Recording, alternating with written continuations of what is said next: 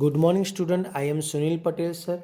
Subject account part 2 chapter 4 bills of exchange. ठीक है, तो बिल्स ऑफ एक्सचेंज में अभी अपने सम चल रहा है विदाउट डिसऑनर रिलेटेड सम। तो विदाउट डिसऑनर रिलेटेड में ये लास्ट टॉपिक है अपना, when the bill is send to the bank for collection. ठीक है, तो इसके रिलेटेड ये सम कैलकुलेशन करना है। तो इसके रिलेटेड दो सम है, एक एक्सरसाइज में 4th नंबर का सम और इलस्ट्रेशन 5, दोनों सेम सम है। इसमें भी वही 5 स्टेप से कैलकुलेशन करना है। तो स्टार्ट करते हैं पेज नंबर 104 पे, सम नंबर एक्सरसाइज का 4th। सबसे पहले तो आपको ये चेक करना है कि इस पूरे सम में डिसऑनर्ड ऐसा कोई वर्ड्स लिखा है कि नहीं। तो ये पूरे सम में आप चेक कीजिए, उसमें कहीं पे भी आपको डिसऑनर्ड वर्ड्स मेंशन नहीं किया है, दैट मीन्स के विदाउट डिसऑनर्ड हो गया। बस इसमें भी वही स्टेप से ही कैलकुलेशन करना है, राइट। तो कैलकुलेशन करेंगे, एक एक सेंटेंस पढ़ना है आपको, और जो स्टेप आ रहा है वो करना है, जो स्टेप नहीं आ रहा है वो इग्नोर करना है। ठीक है, तो स्टार्ट करते हैं कि Sajid draw a bill of 28,000 for 2 month on Aamir on 14 date 6 month 2016। ठीक है, तो इसमें फर्स्ट स्टेप नहीं है। क्यों? क्योंकि इसमें परचेज सेल ऐसा कुछ लिखा नहीं है, तो फर्स्ट स्टेप इसमें नहीं होगा। डायरेक्ट सेकंड स्टेप से कैलकुलेशन आपका होगा। ठीक है, तो सेकंड स्टेप से कैलकुलेशन करेंगे।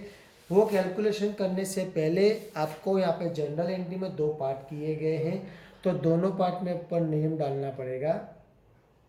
ओके, तो सबसे पहले किसके रिलेटेड जनरल एंट्री यहाँ पे होगी? साजिद के रिलेटेड होगी।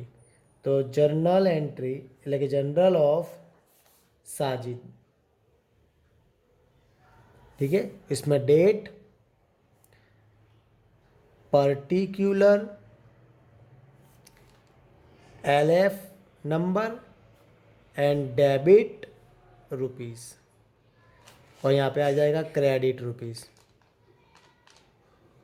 राइट। हाँ, यहाँ पे आपका हेडिंग आएगा जनरल ऑफ, इसमें कौन सा नाम है? आमिर। इसमें भी आपको लिखना है date, particular, LF number, debit rupees and credit rupees,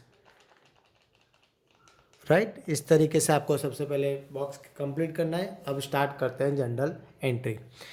तो इसमें फर्स्ट टॉपिक नहीं है, बिल्स रिसीवर बिल्स, यानी कि वो सेल्स और परचेस नहीं लिखा हुआ यहाँ पे कोई सेंटेंस ऐसा, तो फर्स्ट स्टेप नहीं होगा, तो सेकंड स्टेप होगा। तो ये सेकंड स्टेप से आपको एंट्री करनी है। उसके बाद लिखा है कि Aamir accepted and return the bill. Okay, तो सेकंड स्टेप होगा, इसमें फर्स्ट स्टेप नहीं होगा। तो सेकंड स्टेप क्या है? बिल्स रिसीवेबल का और बिल्स पेएबल का। तो उसमें कौन सी डेट आपको दी है? 14 डेट 6 month 2016। ओके, इसके लिए वो क्या हो गया? Bills receivable account DR to सामने वाला पर्सन यानी कि आमिर अकाउंट। ओके, इसमें वैल्यू कितनी दी है?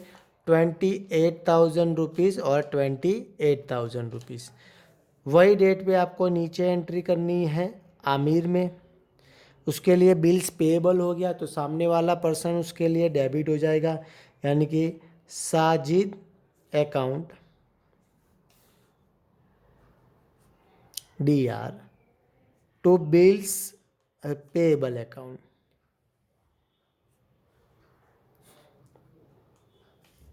अमाउंट है 28,000 रुपीज़ एंड 28,000 रुपीज़। तो सेकंड स्टेप इज क्लियर। अब थर्ड स्टेप क्या करना है आपको? मैच्योरिटी डेट कैलकुलेशन करना है। तो इसमें आपको मैच्योर डेट के लिए कितना मंथ कहा गया है बेटा? 2 month। ठीक है, तो यहाँ पे मैच्योरिटी डेट का कैलकुलेशन किस तरीके से करना है? वही बिल्स रिसीवेबल की जो डेट है उसमें आपको इसमें आपको ऐड करना है। तो इसमें कितने मंथ लिखा हुआ है? 2 month। ठीक है, तो 2 month उसमें ऐड कीजिए। 14 डेट 8 month 2016। ओके, अब इसमें 3 डे एक्स्ट्रा लेना है आपको, यानी कि 17 डेट हो गई आपकी 8 मंथ और 2016, वो आपकी मैच्योरिटी डेट हो गई। यहाँ पे आपको ऊपर लिखना है जिससे आपको पता चलेगा आफ्टर और बिफोर की एंट्री का। तो ये आपकी मैच्योरिटी डेट हो गई, ड्यू डेट हो गई। Number 3 step is clear.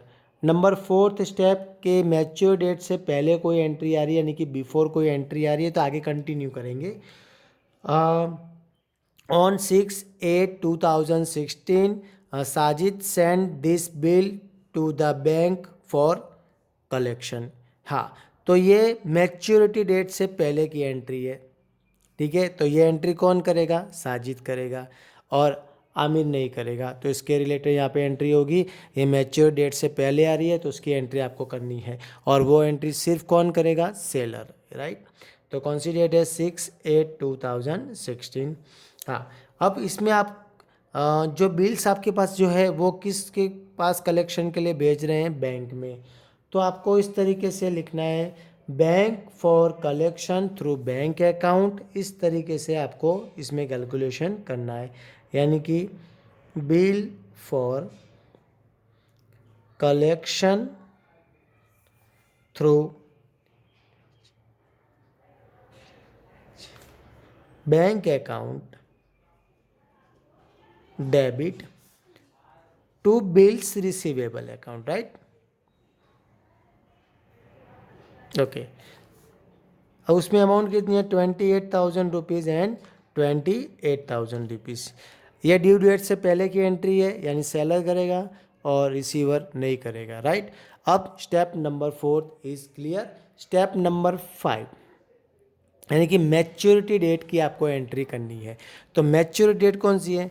17 date है, 8 मंथ है, 2016 है। हाँ, अब इसकी आपको एंट्री करनी है। हाँ, अब अभी तक आप सेलर के बुक में मैच्योर डेट की एंट्री नहीं हो रही थी, पर इसमें हो रही है। उसका रीज़न उसके पीछे सेंटेंस में लिखा हुआ है कि the bill was paid on the mature date by Aamir, the bank debited ₹120 to Sajid account of commission. ठीक है, तो बैंक अब क्या कर रही है? उसका कमीशन लेगी, ठीक है। तो इसकी एंट्री कौन किस में होगी? साजिद के बुक में होगी। तो इस कमीशन की एंट्री करनी पड़ेगी विथ बैंक, ठीक है। तो ये इसके लिए इसमें एंट्री होती है बेटा। तो जो ऐसा नहीं होता तो आप एंट्री नहीं करते। भाई ये कमीशन कट किया है बैंक ने, तो किसके बुक में किया है? साजिद के बुक में। तो साजिद के बुक में मैच्योर डेट पर ये इस इंफॉर्मेशन की एंट्री करनी पड़ेगी। तो किस तरीके से करना है कि साजिद के लिए तो कैश, इसके लिए कैश आने वाला यानी कि कैश रिसीव होगा इसके लिए, यानी कि दैट मीन्स के बैंक अकाउंट डेबिट हो गया, ठीक है, डेबिट। और इसमें कमीशन भी हो रहा है तो कमीशन उसके लिए एक्सपेंस हो गया, यानी कि bank commission account debit to bills for collection through bank account.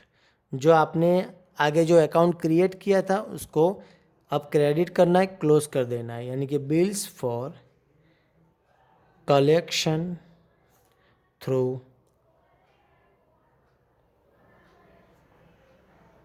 Bank account, ठीक है। हाँ, अब इसमें अमाउंट कितनी होगी? ऊपर से आपको अमाउंट लिखना है 28,000 रुपीज़। बैंक कमीशन में आपको 120 रुपीज़ आपको दिया है, बाकी का डिफरेंस आपको निकाल के बैंक में डालना है, ठीक है। हाँ, यानी कि 27,880। हाँ, तो इस रीज़न से इसमें एंट्री होती है क्योंकि अभी तक उसको पेमेंट नहीं मिला था।